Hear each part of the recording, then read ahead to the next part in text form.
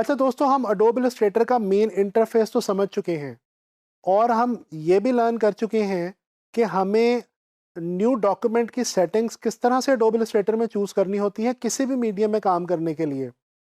अब हम जिस चीज़ की तरफ बढ़ने लगे हैं वो ये है कि सॉफ्टवेयर ओपन होने के बाद, न्यू डॉक्यूमेंट चूज़ करने के बाद, हम अपने सॉफ्टवेयर के अंदर नेविगेट किस तरह से करेंगे, यानी हम अपने सॉफ्टवेयर में मूव किस तरह से करेंगे। तो चलें आए चलते हैं एडोब इलस्ट्रेटर की तरफ। अच्छा, ये तो चलें दोस्तों, एडोब इलस्ट्रेटर स्टार्ट करते हैं, ओपन करते हैं इलस्ट्रेटर को और नेविगेशन सीखने की कोशिश करते हैं एडोब इलस्ट्रेटर में। ले जी, हमारा एडोब इलस्ट्रेटर ओपन हो चुका है। हम न्यू डॉक्यूमेंट लेते हैं। अच्छा, अब मैं वैसे ही प्रिंट मीडियम का एक स्टैंडर्ड डॉक्यूमेंट जो है वो A4 साइज़ का चूज़ कर लेता हूँ और ये स्टैंडर्ड सेटिंग्स मैंने जो है वो डॉक्यूमेंट की सेट कर रखी हैं ऑलरेडी, ताकि मैं आप लोगों को आगे समझा सकूं।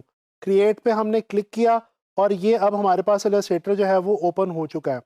अच्छा दोस्तों, ये अडोब इलस्ट्रेटर का इंटरफेस तो मैं आपको पहले भी समझा चुका हूँ। अब इस वक्त जो हमने चीज़ यहाँ पे सीखनी है वो ये है कि हमने इस सॉफ्टवेयर के बीच में मूव किस तरह से करना है। देखें, किसी भी सॉफ्टवेयर में काम करने के लिए टूल्स वगैरह को सीखने से पहले ये चीज़ ज़रूरी है कि आप ये समझ लें कि आप उस सॉफ्टवेयर में रोम अराउंड किस तरह से करेंगे, यानी आप उसके अंदर मूवमेंट आपकी जो है वो किस तरह से होगी। जिस तरह से किसी भी जगह पे आप एक जगह से दूसरी जगह जाने के लिए आपको किसी रोड को का सहारा लेना पड़ता है, आपको नेविगेशन का सहारा लेना पड़ता है। इसी तरह से कुछ ऐसे टूल्स हैं जो हमें यहाँ पे इलस्ट्रेटर के अंदर हेल्प आउट करेंगे जी, नेविगेट करने के लिए। तो चलें, मैं आपको वो 2-3 टूल्स ज़रा जल्दी से बताता हूँ और ताकि आप लोग फिर इलस्ट्रेटर में नेविगेट करना सीख जाएँ। आपके कीबोर्ड के ऊपर दोस्तों जैसे ही आप स्पेस बार को क्लिक करेंगे तो ये आपके स्क्रीन के ऊपर आपको हाथ का एक निशान बना हुआ नज़र आएगा, जैसा कि आप इस वक्त स्क्रीन के ऊपर देख सकते हैं। दोस्तों, इसको हम कहते हैं हैंड टूल।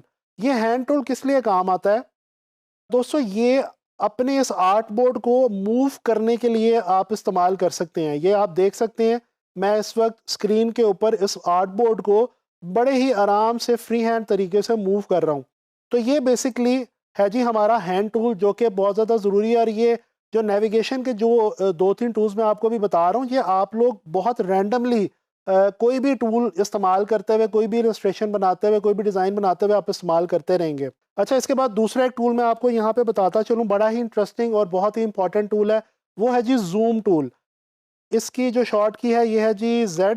जैसे ही आप Z प्रेस करते हैं कीबोर्ड के ऊपर, तो ये आपके सामने जो है एक, जिस तरह से मैग्नीफाइंग ग्लास होता है उस तरह का एक छोटा सा एक आइकॉन बना हुआ आ गया है। और अगर आप गौर करें तो इसके अंदर प्लस का साइन है। दोस्तों, ये Z प्रेस करने के बाद आप जैसे ही क्लिक करेंगे तो ये आप देख सकते हैं कि आपका जो पेज है वो जूम इन होना शुरू हो जाएगा।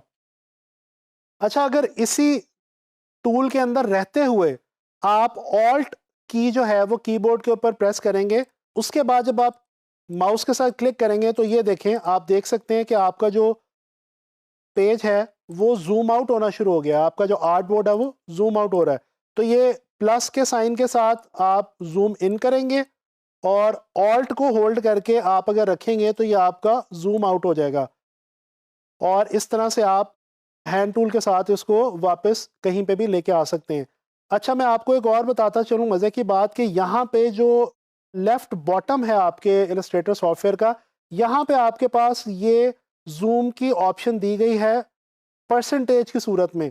यहाँ पे आप अगर देखें, मिसाल के तौर पे ये 200% पे अगर क्लिक करें तो ये देखें आपका जो पेज है वो 200% ज़ूम हो चुका है।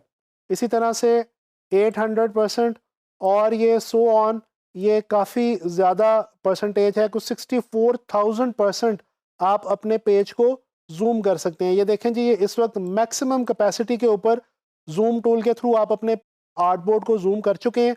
और अगर आप गौर करें तो स्क्रीन के ऊपर आप देख सकते हैं कि आपका जो ज़ूम टूल है उसके अंदर से कोई साइन इस वक्त मौजूद नहीं है, उसके अंदर से तमाम साइन ख़त्म हो गए हैं और वो ब्लैंक हो गया। ये ब्लैंक होने का मतलब है कि आप इस वक्त अपनी फुल ज़ूम जितना हो सकता है उतना आप अपने सॉफ्टवेयर में कर चुके हैं। इसी तरह से आप यहाँ पे अगर वापस आएँ तो ये आपके पास ऑप्शन है जी 100% की। 100% जब आप इसको ज़ूम करेंगे तो ये वापस स्टैंडर्ड जो आपका पूरा आर्ट बोर्ड है आपको आपके स्क्रीन के ऊपर नज़र आ जाएगा। इसी तरह से आपके पास एक ऑप्शन है फिट ऑन स्क्रीन। ये देखें जैसे ही आप फिट ऑन स्क्रीन करते हैं तो ये आर्ट बोर्ड आपका पूरा पूरा आपकी स्क्रीन के ऊपर फिट हो चुका है। अच्छा दोस्तों, अभी हमने जूम टूल के थ्रू डॉक्यूमेंट को जूम इन करना, जूम आउट करना सीखा, और उसके अलावा हमने हैंड टूल के थ्रू अपने आर्ट बोर्ड को जो है वो हैंडल करना सीखा कि हम उसको मूव किस तरह से कर सकते हैं, उसको नेविगेट किस तरह से कर सकते हैं। तो ये दो टूल्स बहुत ही इंपॉर्टेंट और बेसिक से टूल्स हैं। इनको आपने अपने जहन में रखना है, इनकी शॉर्ट कीज भी याद कर लीजिए, और इनको आप गाहे बगाहे जैसे जैसे आप डिज़ाइंस बनाते जाएंगे और आगे मेरे साथ प्रैक्टिस इंशाल्लाह करते जाएंगे, तो इन टूल्स को हम बेसिक टूल्स के तौर पे साथ साथ जो है वो इस्तेमाल करते चले जाएंगे। तो उम्मीद करता हूँ कि आपको जूम टूल और हैंड टूल की अच्छे तरीके से समझ आ गई होगी।